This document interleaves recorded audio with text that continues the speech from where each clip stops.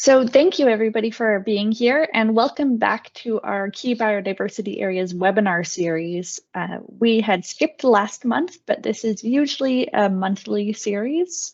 You can find past recordings on our website, and I'll drop that link in the chat momentarily. We will also be recording today's session, which we'll make available in the next day or two. So a few notes before we begin. You'll notice that you are unable to unmute yourself right now. At any time during the presentation, you can use the chat function to ask questions, and we'll save all of those to the end. And if during that question and answer period, you would prefer to ask your questions verbally, I'll allow participants to unmute at that point. And we're actually going to have two parts of the presentation today. The first part will be more of a general introduction to key biodiversity areas. And at that point, if there are any pressing questions about what KBAs are, we'll have a couple questions at that point before we move on to how we can apply this key biodiversity area standard for businesses. So we will then move forward after we get any pressing questions out of the way. So today we are extremely grateful to have Giulia Carbone, who's the Deputy Director of the Global Business and Biodiversity Program at the IUCN.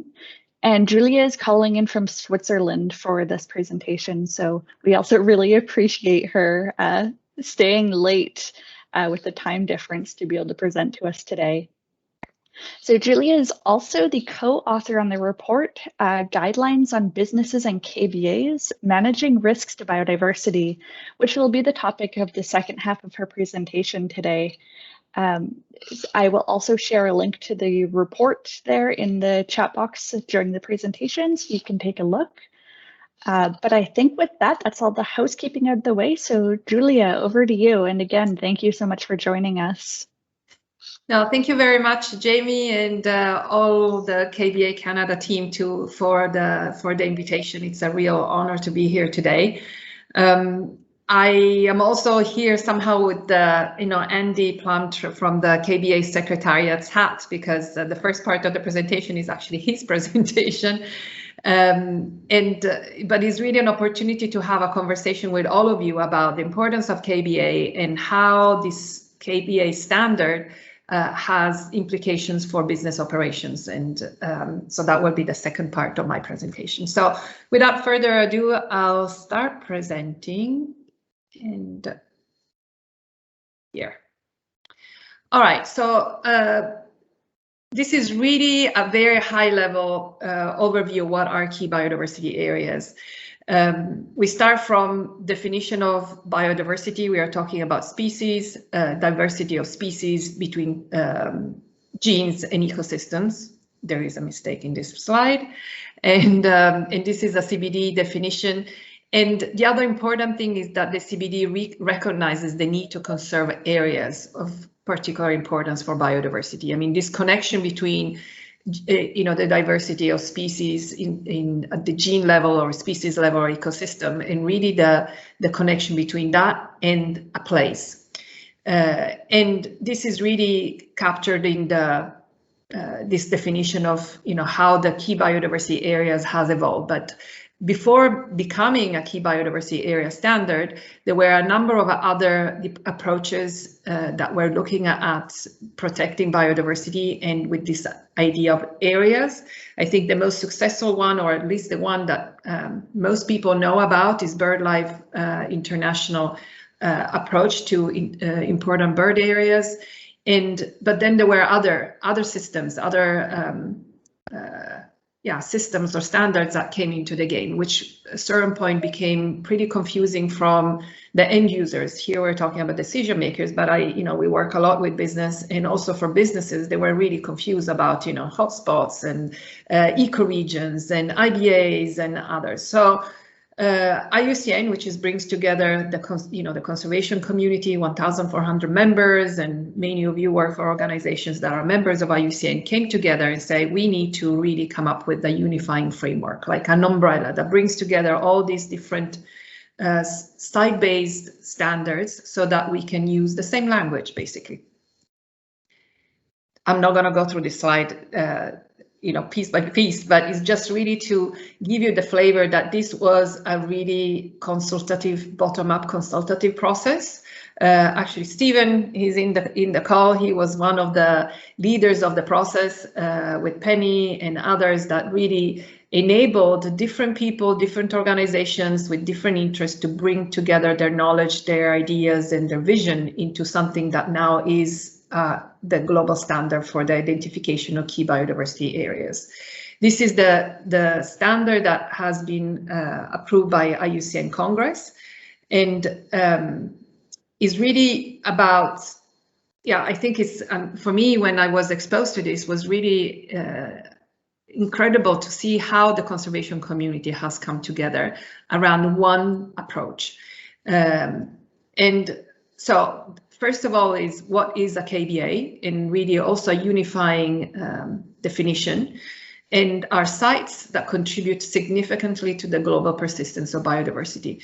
And the definition is supported by,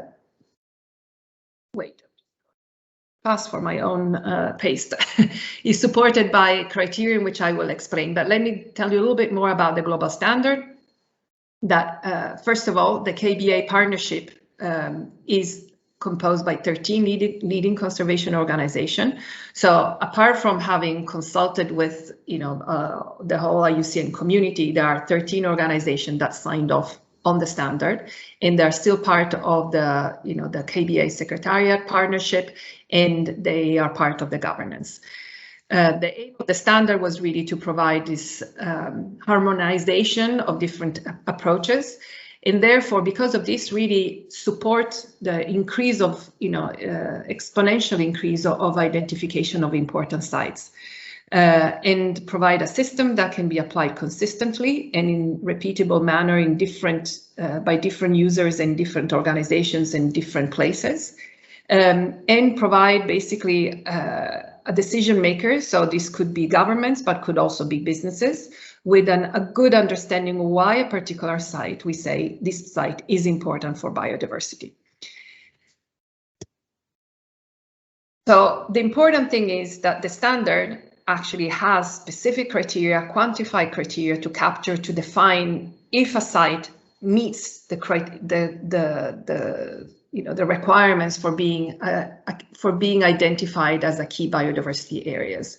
The criteria are 5, and I'm just going to present them like this. There are a lot of information, and this is a document that also your colleagues can share with you, and there is also a document that spells out the Canadian application of it. But basically, you're looking at species. So threatened biodiversity is at species level and ecosystem level. You have geographically restricted biodiversity. You have a criteria focusing on ecological integrity, on biological processes, and irreplaceability. So as long as one site meets one criterion, the site can be identified as a key biodiversity area. So there is a whole also process of governance, a process to identify the sites, to verify the sites, which I'm not going to go into. But what is important is that it applies to marine, freshwater, and terrestrial and subterranean systems. So any place could become a key biodiversity areas. And there are also specific guidelines, or there is actually a standard that defines how to define the boundaries. So that's basically also how you will find the KBAs in a database, which is the WDPA, which is the World Database on Key Biodiversity Areas, where you can get information in the specific files with information about the specific area. And for commercial users, the way to access information on key biodiversity areas is through the IBAT, so which is the Integrated Biodiversity Assessment Tool. What is important is that KBAs are also used by other, not just policymakers, but for example, financial institutions now are mentioning them. For example, IFC Performance Standard 6 has created a revision of the critical habitat criterion, and this to be as much as possible aligned to the KBA standard, and therefore is the likelihood that a KBA is, is very high that a KBA is also a critical habitat, for example. And while we were having, at the end of the process of launching the standard, the conversation started with a number of businesses and about, well, if this site is a key biodiversity areas, what do you expect from us? We are businesses operating in these areas. Some of these KBAs are protected areas, but others are not. So what do you expect us to do? And this is when the conversation about the guidelines on business and KBA started. But before going into that, this is when we decided with Jamie to take a little break, if specifically questions, clarification questions about the standard. And if I'm not able to answer them, I know Stephen is there and Chara is there, and certainly Andy can answer later on.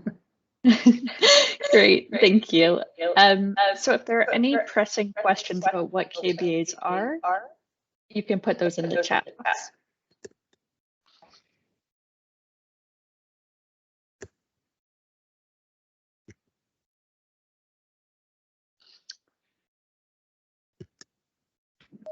Okay, I don't see any questions coming.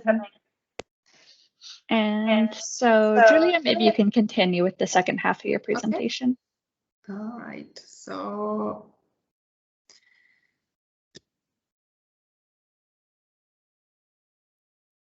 Okay, so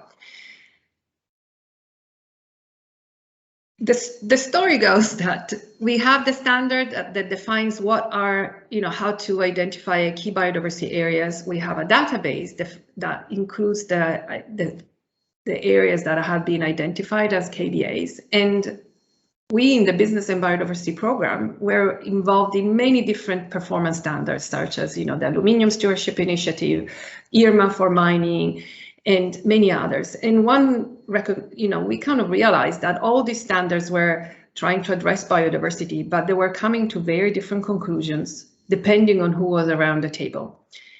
And we thought this is just not this is not effective. We need to find a common, kind of a gold standard for business around, in areas of high biodiversity.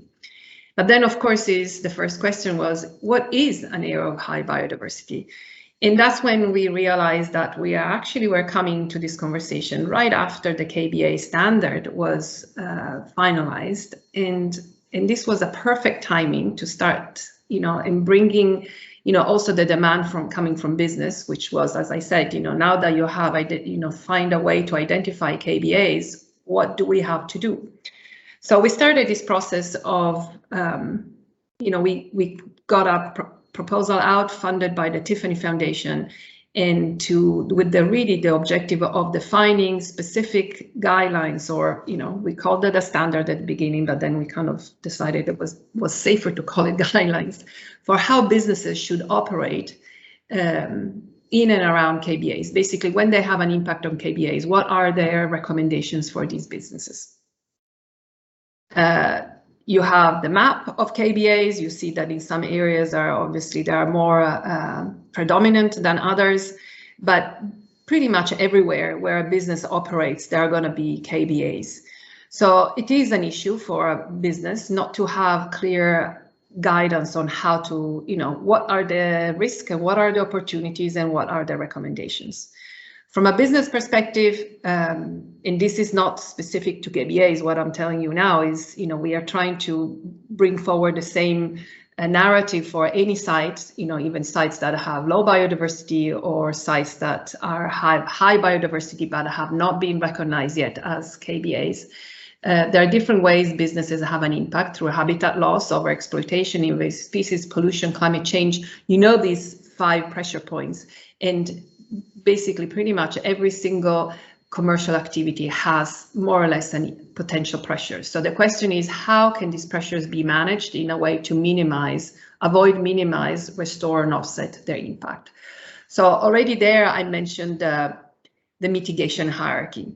And so the guidelines that we have developed were really, we used as our kind of framework, or our, the structure, the mitigation hierarchy, which is a common framework that businesses use in managing, or that is already promoted for business to manage their biodiversity impact.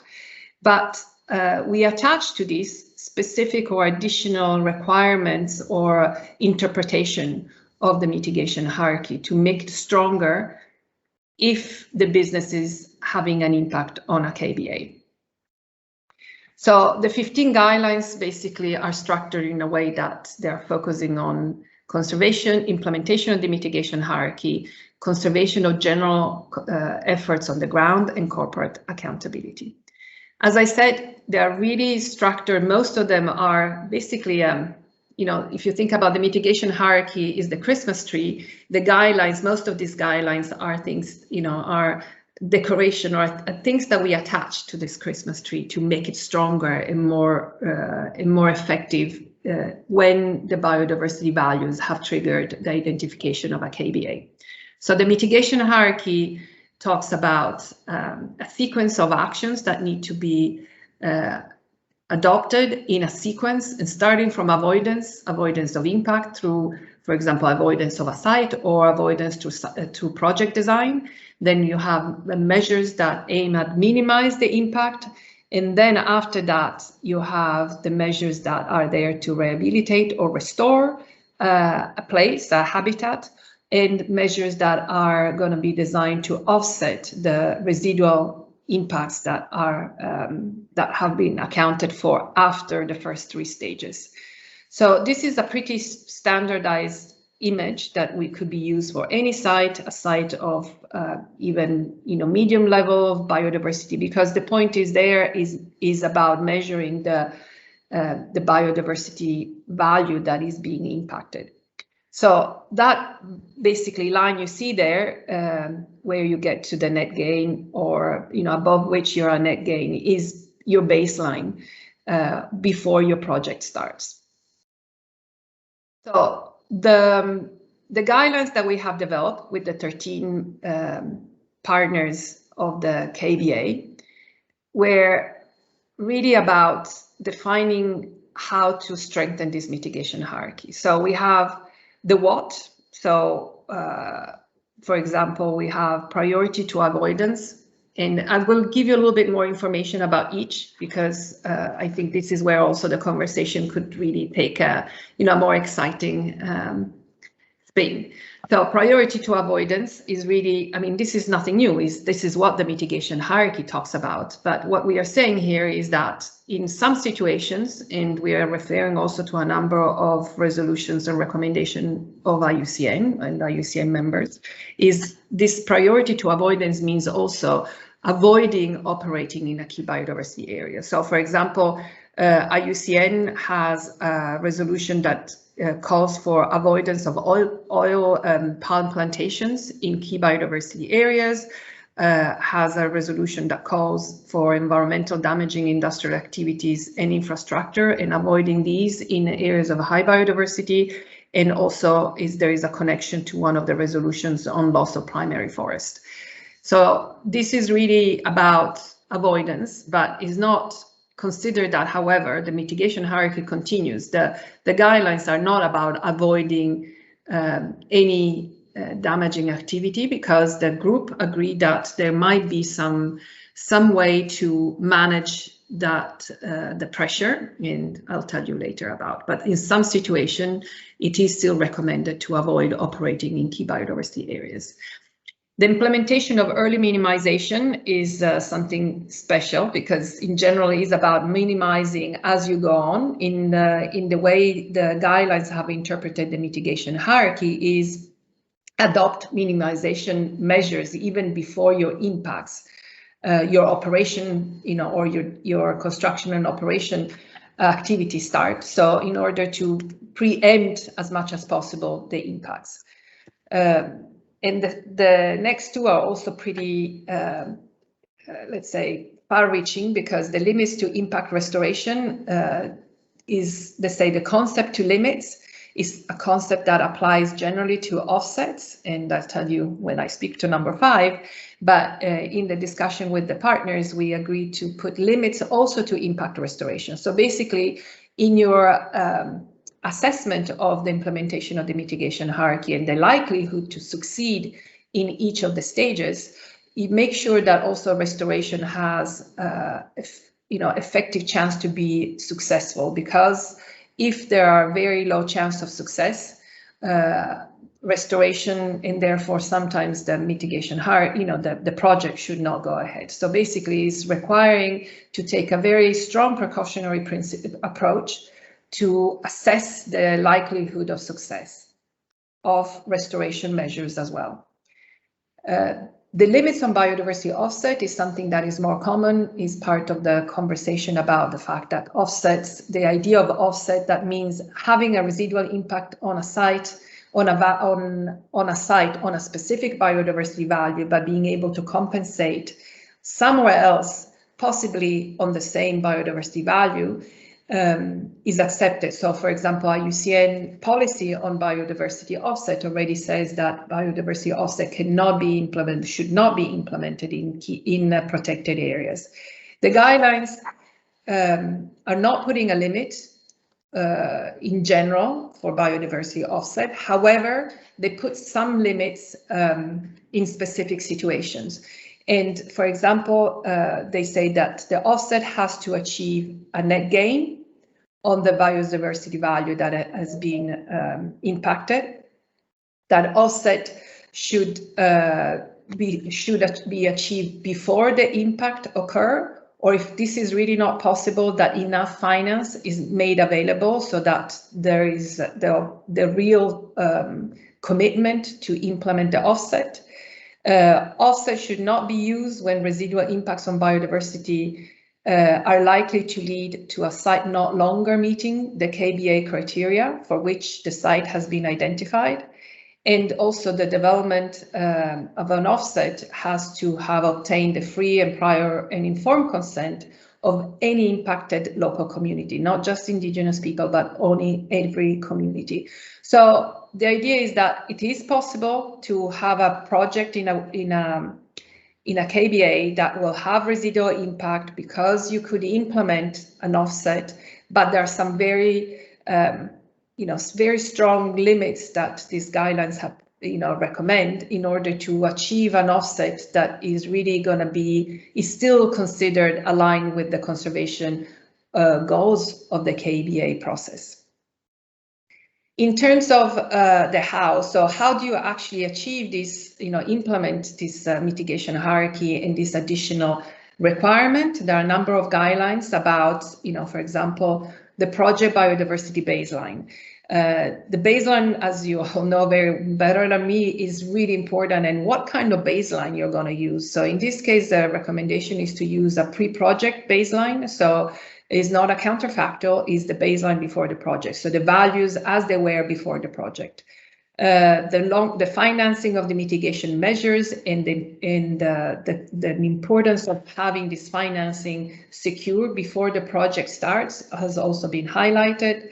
The importance of biodiversity impact monitoring and doing this in collaboration with all the other key stakeholders that are active in the key biodiversity areas, including conservation organizations, and also making sure that the data that is collected through the impact monitoring is shared and made publicly available.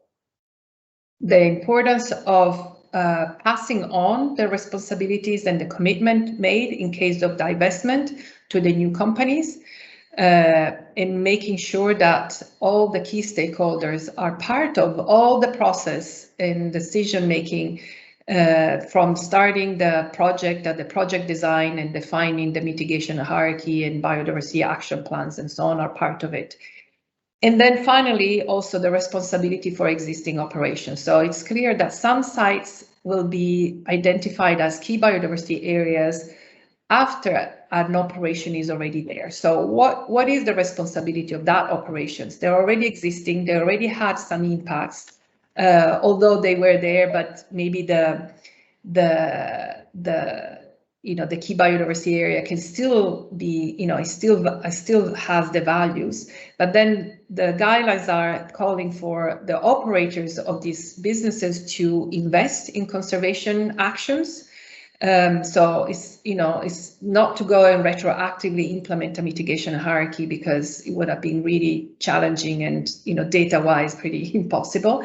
But for any expansion in the operations after the key biodiversity areas has been identified, to use the guidelines as for new operations, but for all the past to actually try to invest in conservation actions.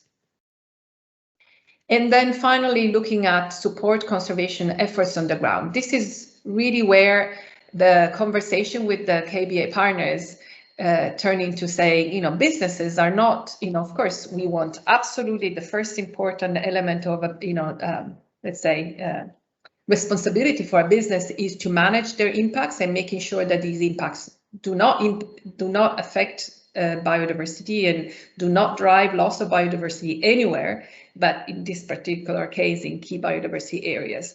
But we could also see businesses as an actor of positive change, because they could invest in additional conservation actions, for example, through their philanthropic investments. If they are around, they operate, in their community, they have in key biodiversity areas, they could invest in these key biodiversity areas. For businesses that have to offset their impacts from other sites, they could try to identify values, commensurate values, or trade up the values they offset for in key biodiversity areas. And as I said before, also as part of monitoring, really sharing the biodiversity data they collect as part of their work in key biodiversity areas. And finally is the importance about corporate level accountability. So as you know, one of the main reporting framework on sustainability is the Global Reporting Initiative. They have 3 disclosure guidance for biodiversity. And we suggested on how, these 3 specific disclosures, which are 304, 1 and 2 and 3, could also include information in key biodiversity areas. And we said, how wonderful it would be if we would know, if more companies would start reporting back on how much of their operations are in key biodiversity areas, their significant impact of their activities in key biodiversity areas, and how much of the habitat they protect or restore are in key biodiversity areas. And finally, another element is for companies that work with certification schemes and financial institutions safeguard policy, try to integrate the key biodiversity guidance and information in how they demonstrate compliance to these systems. So that's basically the main guidelines. Now, how can we use these guidelines? We developed them for businesses, but then we realized actually these can be used by other stakeholders as well. For example, certification schemes and standards can identify, can integrate them as a module for their performance standards as additional elements if these operations happen in a key biodiversity areas. They could be used by companies as part of their corporate, to strengthen their corporate policies. And when companies, have their policy on biodiversity, could make a specific section of these policies focusing on how they would, their commitment on how they would operate in key biodiversity areas. They could be used in evaluating the implementation of IFC Performance Standard 6 or other similar lending standards.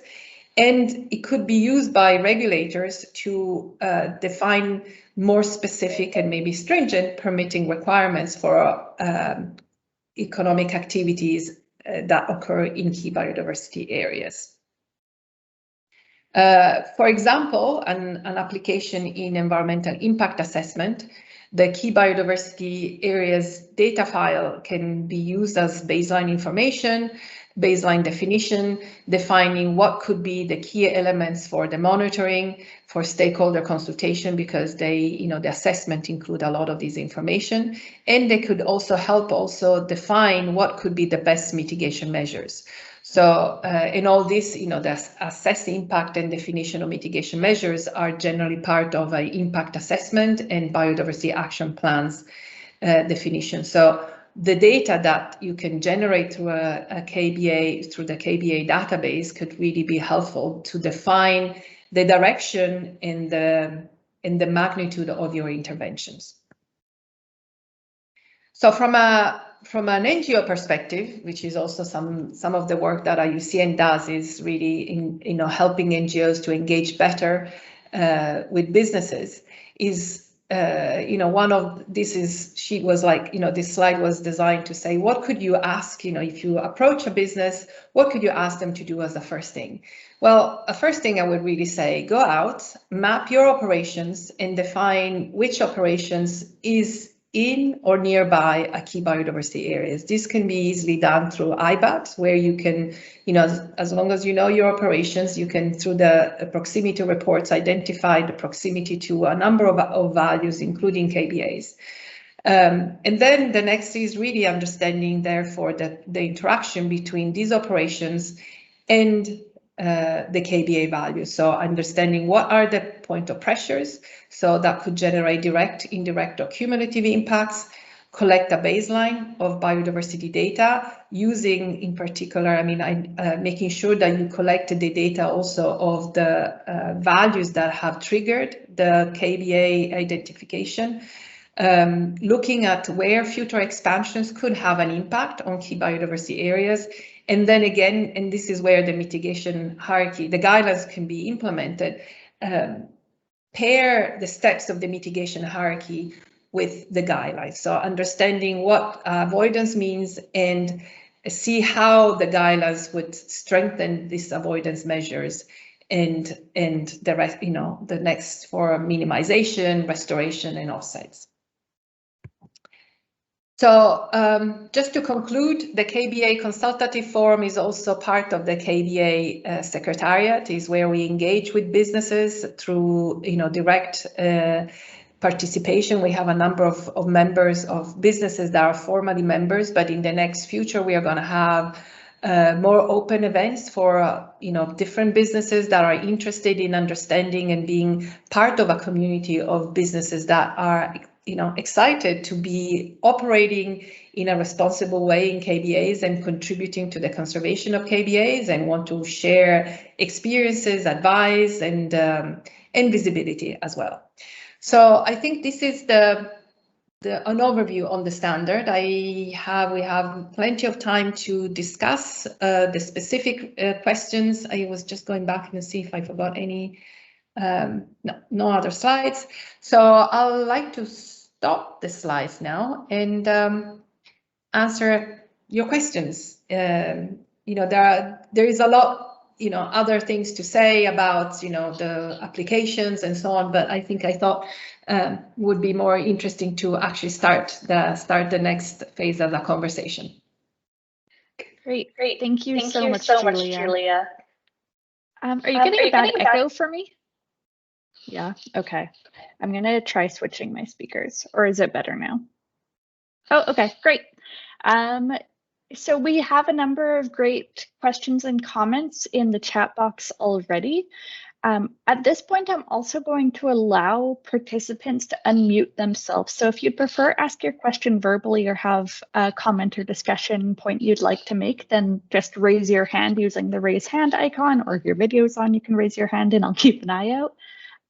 So I'll do that now, and then we will also, at this point, start going through some of these questions in the comment box.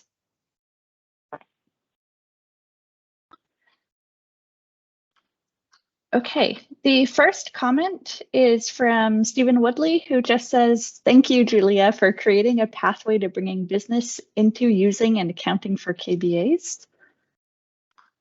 Next, Peter asks, have there been any examples globally of companies using the guidelines yet? So we haven't tracked the use of the guidelines as package 1 to 15, but we did actually before we published the guidelines, we did identify a number of good examples of how companies had implemented the specific measures, and we mapped them against the guidelines. So this is also to say that the guidelines were also based on existing practices. Some of these are really high bars, but it can be done. And we have tried to find examples. Now, the problem is some of these examples, these were part of the former KBA website, and now they haven't been, they didn't migrate with the new website, and this is a work in progress, but we will share soon the examples. Unfortunately, as guidelines, we don't have any company that has come and said, I have implemented them all 1 to 15. I know there are a number of certification schemes that have referred to the guidelines as part of the guidance on how to implement the performance standards, saying, recommendations, for example, this is one of the standards for certification of infrastructures is recommending the use of the guidelines for the implementation of infrastructures in KBAs, but we don't have anybody implementing it 1 to 15. But it was also not our plan to monitor, because we don't want to, and this is why we stayed away from the terminology standard, because we didn't want to give the impression that we were going out and certify, because we got because it's the certification world is so already well developed at the sector level that, and this is being one specific issue, we thought is not the time to create a new performance standard. So I think this, the combination of these factors have limited our visibility on, the actual uptake of the guidelines. Great, thank you for that, Giulia. The next question from Priscilla says, many of the programs that tout NNL or NG in the US have a focus on habitat area and abundance, but limited data collected pre and post project on survival and reproduction, and even less on ecological connectivity or whether the area providing the offsets have potential to accommodate the future range shifts. And then she also says there was a paper coming up soon from a team from Colorado State University. It would be good to hear what measures are being taken to make KBA assessments more predictive.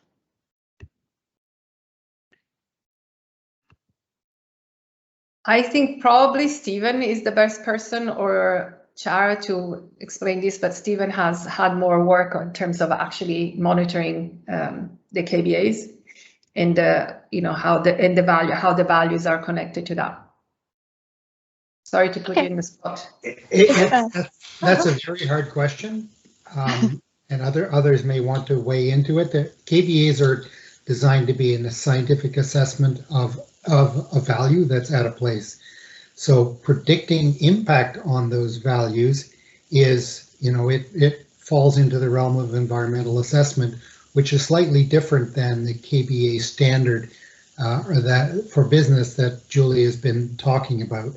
So the whole question of how predictive are environmental assessments is, it's a big topic, and I'd say some jurisdictions are far better than others, and in Canada, I don't think we're certainly not leading edge in being predictive in environmental assessments, but it is a requirement. The challenge is the follow-up is often very, very weak. I don't know, maybe you want to add something to that, Kira? No, I think that was a great response. Just that for the KBA assessments themselves, what we're trying to do, as Stephen said, is capture whether the site has unique and spectacular biodiversity elements that meet the KBA criteria. And we don't record or capture all the other types of elements that you're mentioning in the question. And so that would require an environmental sort of an assessment that goes beyond the KBA work. And certainly if KBAs are prioritized or certain KBAs are prioritized, which is sort of a step beyond the KBA assessment, then that kind of assessment, whenever there's a business operating in that area, is warranted. But it's a good comment. And so in my understanding of how we wrote the standard of the guidelines is that the reference becomes the values that have triggered the KBA. So if that is at risk or there is an impact on that specific one and the offset is associated to that value, then is that value that needs to be measured effectively. And you can't just use another metric such as habitat area or so on, but it has to be really, the assessment has to be against the value. So that, the bar I was showing the mitigation hierarchy, that line then becomes the species or the, whatever the criterion that the trigger of the KBA was, in making sure that that is not lost. So I think that's certainly an interesting point to see how the offsets then end up at the more general approach to offset in areas that where they have used more, more fungible metrics can be used in a KBA, where then you have to actually are pushed to measure in a different way. I would just add one small thing to that, because I didn't mention it, but that in an ideal world with more resources available to us, there is a recommendation in the KBA guidelines to collect information on things like ecosystem services. I'm not sure if they mention connectivity values, but in Canada, there are working groups looking at the national scale on connectivity, representativity, and biocultural values. And I think that there is a need to understand all of those values in connection and integrate that, and I think that would be a good work in the future if we were able to do that. Wonderful. This is a fantastic discussion. And Priscilla, if you want to follow up, feel free to put your comments in the chat or raise your hand. For now, I'll move on to James' question. James from Birds Canada is asking, is there a strategy to onboard Canadian companies for the guidelines? For instance, I operate in the Fraser Delta KBA, and a number of international corporations such as Amazon and Coca-Cola are operating in the Delta. Is there some strategy for approaching these companies in the Canadian context? I'm wondering if, I think Martin von Meerbach is here from WCS Canada. If he'd like to respond to that, I can start us off by saying that there is not a great strategy developed yet. We've been concentrating, as we've developed this initiative, on the science and collaborative effort to identify the key biodiversity areas, but I think that we're starting to shift towards how do we make this information as valuable as possible. Martin, would you like to comment on that? Well, just to say that, we've been focusing on identifying the KBAs, and we recognize that the responsibility for, applying the information about those KBAs to influence conservation or management decisions needs to be led by individual partners of the KBA coalition as a whole, and that the KBA organization, we're responsible for identifying the KBAs and not for determining what management decisions are appropriate. So we're really seeking to build a coalition of active partners from both government and non-governmental sectors who will take this information and use it. But it's not ultimately the responsibility of the KBA initiative itself to determine that, but we'd like to encourage it. Thank you, Martin, for your perspective on that. A question from Vanessa. In terms of avoidance, are there any specific requirements for Alliance for Zero extinction sites versus important bird areas, for instance? Interesting question, and that is certainly one of the reasons why we should update these guidelines soon, because at the time when we developed the guidelines, there was basically as I said, the avoidance as in avoid project, so no-go, was definitely a heated debate. And at the end, we agreed as a community, as the 12, at the time was 12 organizations, to put no-go on the areas that had been identified as by IUCN. Or if they're protected areas, is a different conversation. But since then, for example, the IFC has now put AZEs as a no-go. And I believe that will certainly change also our conversation, because businesses now, especially the businesses that will work on with these guidelines are businesses that will probably also be more familiar with IFC and similar instruments. So we might be able to get more support for also including AZEs as a no-go. And the world has changed dramatically in the past 4 years in terms of also recognition of the importance of biodiversity, the importance of maintaining biodiversity, and given that we are struggling to restore, so at least those that are the values that are still persistent, we should maintain them.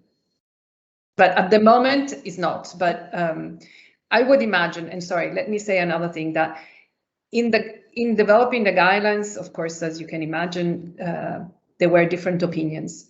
This is what the 12 organizations agreed as the minimum, okay? And some of them really said, this is the minimum. Each organization might go out and request more than this. So, you know, in the negotiation, for example, on bilaterals, there were some of the members of the partners of the KBA that said, we see this, we agree on this, but if a company wants to work with us, we will ask for some more. And the some more generally was on the work, or, you know, on the category avoidance. Great. And Kira just put a comment in the chat for people who might not know. Alliance for Zero Extinction sites are an older designation that qualify as KBAs, and these are the sole sites where a species is found. Yeah. Our next question is from Dan Kraus, and Dan is wondering, are there any examples of a business or industry group that have helped fund the identification of KBAs within a country or other spatial area? And are there any examples where KBAs have been linked to corporate SDGs, Sustainable Development Goals? There were a number of companies that contributed to the initial work of the setting the standard, so not necessarily to identify KBAs, and you know that might have happened, but I don't know because those are more national-based partnerships, and probably Andy would know, but Andy's not here. Sorry. But at the time of setting the standard, there were companies that helped in the funded the process of setting the standard. And they, you know, they gave the money because they believed in this idea of, you know, developing as I was saying, an umbrella, you know, system that will help the different standards. Just like, you know, Chara said, there was AZs, IBAs, and many others, and companies also saying which one is what, which one should we use? Why you're saying one country is this and another country is something else. So this harmonization is really good for business. I think there are some businesses here, and hopefully I'm saying the right thing, but all the businesses I work with, they like harmonization. So businesses funded part of the process. I could imagine that a business could be a good donor also for the identification of KBAs in a country.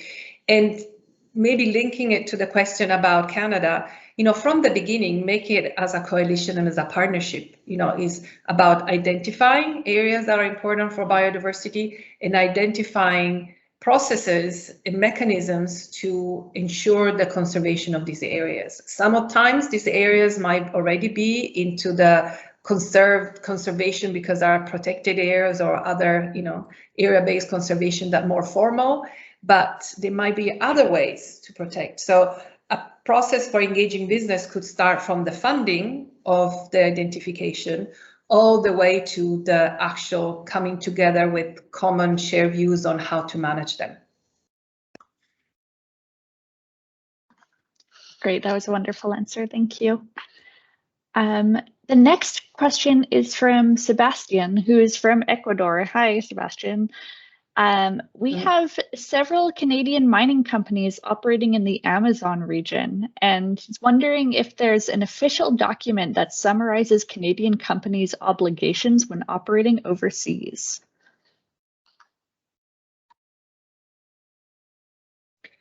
I don't know the Canadian law and how that applies to international corporations.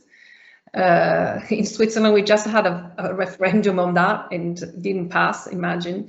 So in terms of obligations for Swiss companies to apply the Swiss law and obligations also outside is certainly a key, you know, it's such an important element, and it will be interesting to know how the Canadian law applies, but also understand how use international guidelines and standards including performance standards. And in mining, for example, you have some really strong performance standards now there is the Canadian one, is IRMA as well, that is operating out of Canada, but it's more a global approach that would apply, globally.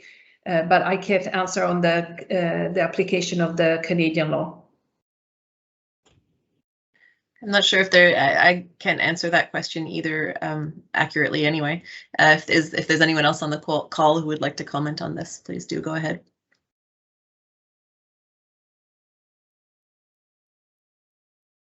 We can come back to this question, Jamie. Okay, great. Yeah, if anyone has any comments, please feel free to put them in the chat or unmute yourself.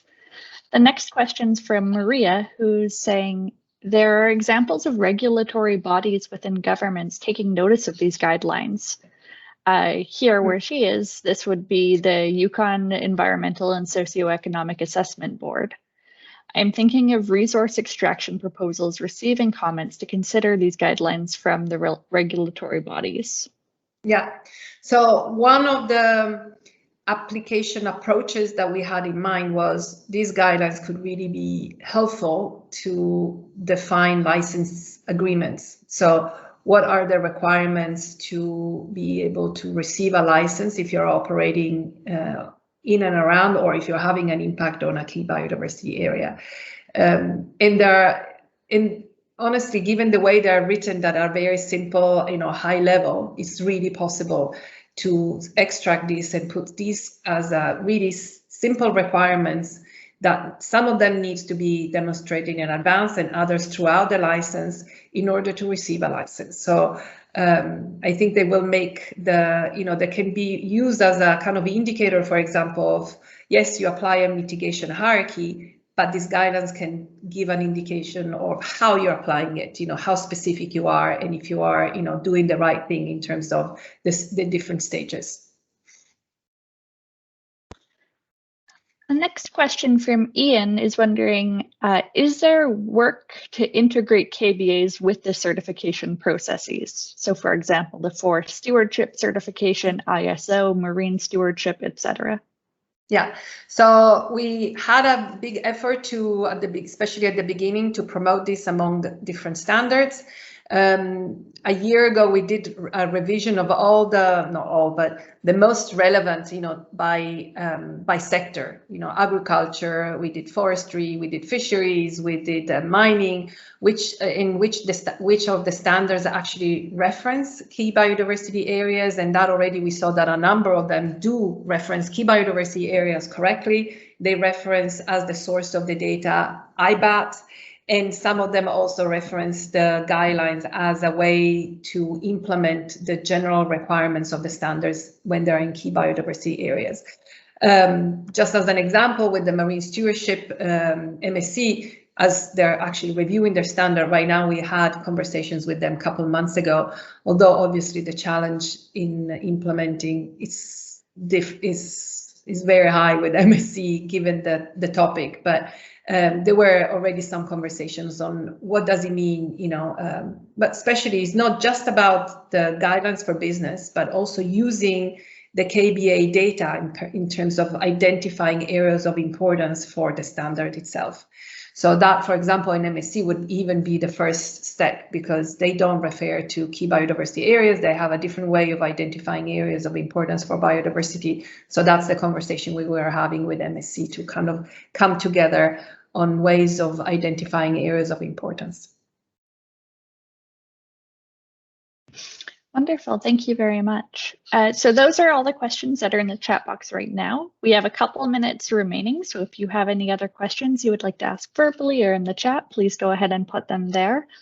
I will also remind everybody that we did record this session and we'll make this available in the next day or two online. Okay, Vanessa has another question wondering, in terms of data sharing, is GBIF mentioned in the guidelines? Checking, I think it should be. I think it should be, because that's we are talking about.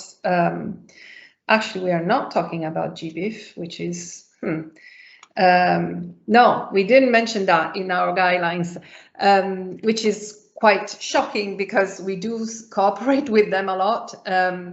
We do mention the question about red list policy on sensitive data access. But I think at the time, our focus was mostly about share, especially with key stakeholders locally. But GBIF is also a very important,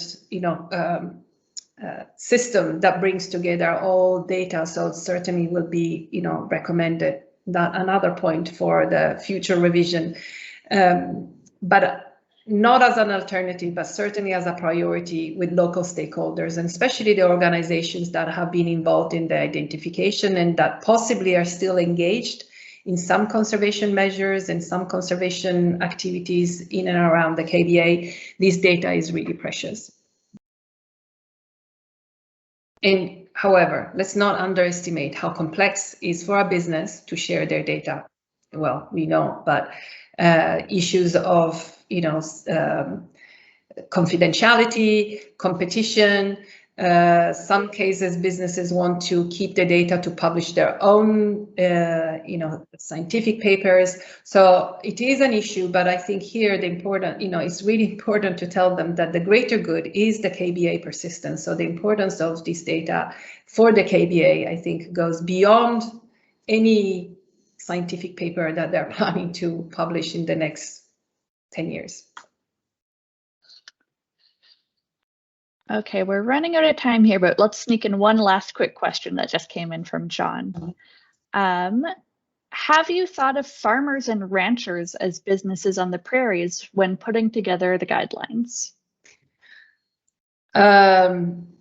Not specifically. We talked about, one issue was how do you, within a KBA, where is your area? And obviously there are many different scenarios because it could be a very large KBA with a very small operational footprint, or it could be a medium-sized KBA with a very large operational footprint, such as, for example, farming and ranching. And therefore, what is the relationship between your operations and the KBA values? In theory, these guidelines should apply to all sectors, because they're really based on a mitigation hierarchy that applies to all sectors. If you are operating in a key biodiversity areas, well, I guess it depends. When was the assessment done, before or after your operations are there? And that will change a lot in terms of how much have you already affected the values. Certainly now that there is a whole push also to reassess key biodiversity areas since the standard was established, I think for especially farmers, ranchers, big operations that are in sites that were already existing and they're going to be reassessed, is really about being part of that reassessment and understanding how you can be part, not just the problem, but also the solution. But last but not least, there are, at least according to IUCN, one specific type of farming, which is, well, basically is all palm that should not take place in key biodiversity areas. It's very sector specific. It's not my call. But I would imagine that other organizations might have other views in terms of there might be other specific sectors that might just really not be compatible. Great. Thank you so much, Giulia, again, for joining us today. This was a fascinating presentation and conversation. Thank you. And what I really find fascinating is what, the whole process of KBAs. KBAs come with a value, with a vision, which is not common, in other areas. Other areas are you assess biodiversity, but these areas come with a vision, which is a global vision. And I think this is really, could really be inspiring to engage businesses that operate in and around to be part of that vision, create this coalition, this community of practice, and try to, coexist in a way that really does not affect these values. So I'm available. Please feel free to share my email if somebody needs to be in touch with us.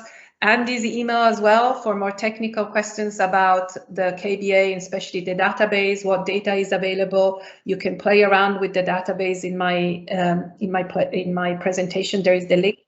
You can see what data you can download and so on. But I'm sure also with Canada, you have a different, you have a special data sets that you can also access. And it's been a real honor and privilege to be here. And I really hope maybe we can do something together. Some of these companies are multinational, so we might also know them and kind of could do things together. So it would be really great to get something started on getting businesses more engaged. Great, thank you so much. Fun. Okay, with that, we will see you all next month for our special update webinar. You can find information about that online. Thank you, Giulia. Bye. Bye-bye. Bye.